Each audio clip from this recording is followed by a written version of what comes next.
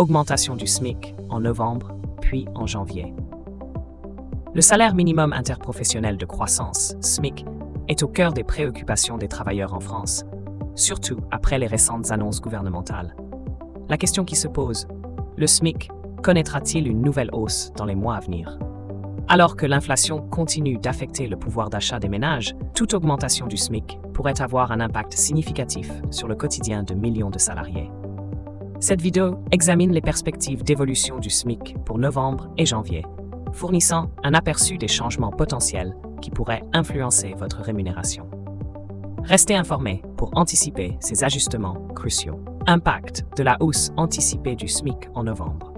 Le Premier ministre Michel Barnier a annoncé une augmentation anticipée du SMIC à partir du 1er novembre, marquant ainsi une dérogation à la revalorisation annuelle classique de janvier. Cette décision vise à soutenir le pouvoir d'achat des ménages modestes face à une inflation persistante.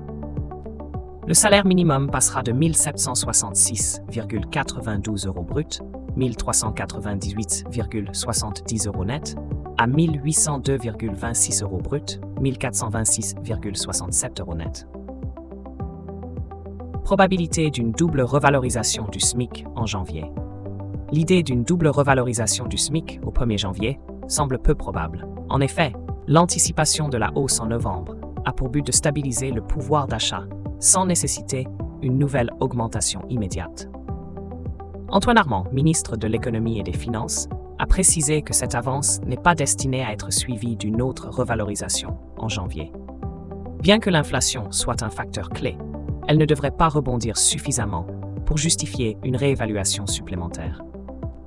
Selon les prévisions actuelles de l'INSEE, l'indice d'inflation reste stable, ce qui rend improbable toute modification significative du SMIC début 2025. Cette stratégie vise à sécuriser une augmentation tout en respectant les contraintes économiques. Influence de l'inflation sur les décisions salariales.